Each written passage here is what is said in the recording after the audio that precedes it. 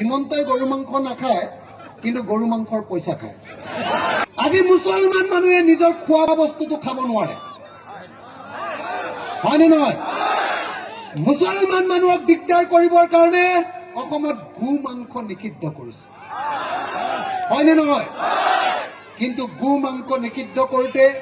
অকল মুছলমান মানুহৰ লোকচান হোৱা নাই লোকচান হৈছে আমাৰ ঘৰৰ আমাৰ ঘৰত আগতে এক হাল গৰু ৬০,০০০ টকাত বিক্ৰী কৰিছিলো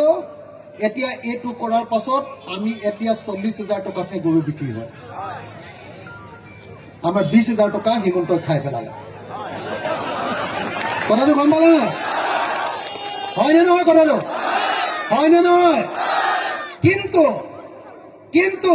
এই যে মই কম দামত গৰু বিক্ৰী কৰিলো আপোনালোকে গোছ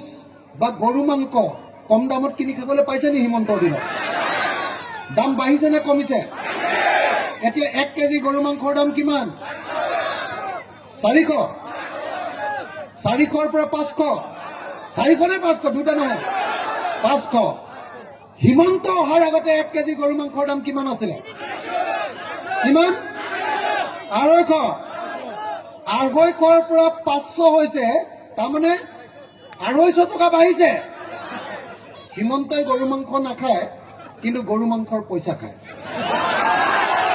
হয়নে নহয়